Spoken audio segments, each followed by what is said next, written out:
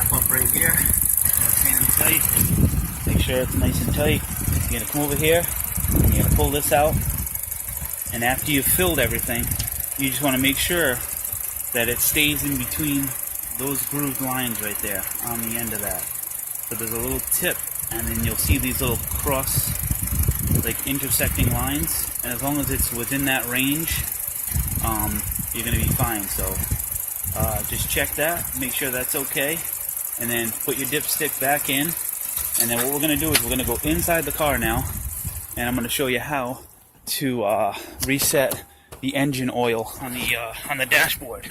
So you're going to have a little thing here, and that was saying service due B1.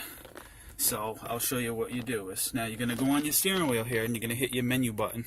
When you hit your menu button, you're going to see that it's going to change. Let me see here. Hit my menu button. There it is. Menu button. And now you're going to have an odometer, trip meter, vehicle information, or adjust clock. And what you're going to want to do is on your little thing here, go up, and it's going to bring it to vehicle information. Once you go up, which would be your plus button, you're going to hit the source button, and then that's going to bring up your vehicle information. And then you're going to hit it again, hit the middle button again, the source button, and the maintenance info is going to come up, and it's going to say oil life 10%. So I had a little bit more to go, but I like to do it before it gets completely there.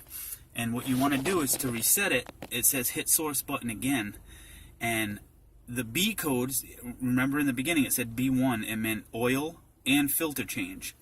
And plus I need a tire rotation, so that's what the 1 is. So the B and the 1 are two different codes coming up together, creating it to be B1, but really they're two separate codes. B is for the oil and the filter, 1 is for the tire rotation. So today it's just the oil that we're doing in the filter. So now, once we want to reset that back to 100%, now that we've changed the oil back to new, what we do is just hit the source button again, and it asks you, would you like to reset maintenance information? You got to push down, which is the minus button. So hit down, and it'll bring it up, and then just hit source button again in the middle to hit yes, and then it's going to go right back to 100%. And now you see 100%. And now all you got to do is hit menu again to exit, and you'll exit out, and you're at 100%. So now what I like to do is, you've got your odometer thing right on the dashboard right here. So when you bring up your information, you can keep hitting your info button right here, not your menu but your info, and when you bring it up and you see that it says A, you've got A and you've got B. And what I like to do is I like to use A. That's my regular mileage, so I'm at 155, 171, and then I've got A, which that's how long I went between oil changes. I went 8,495 miles on an oil change, which is typical. That's about good with synthetic. I probably could have went 9 before I changed it, but I like to go a little bit before it. So anyway, that's 3 times what you normally get with standard oil. You get about 3,000 miles or every 3 months, and instead you get 9,000 miles. And if you don't drive a lot and 9,000 miles takes you a half a year, you'll go 6 months without an oil change.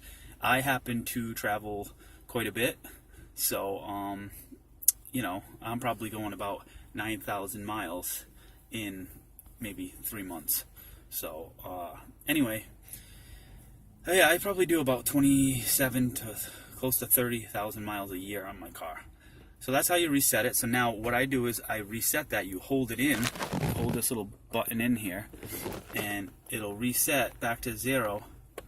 And now I'll know how many miles I've gone on the oil change. So never touch the A. Once you've reset the maintenance info, you can set your trip odometer on A to know how long you've gone on an oil change. And then B you can use as like your typical trip odometer.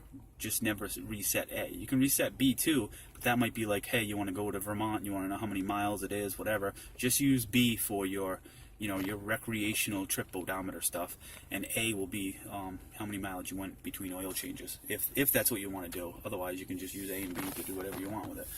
So that's it. Hopefully you're successful with your oil change and it saves you money.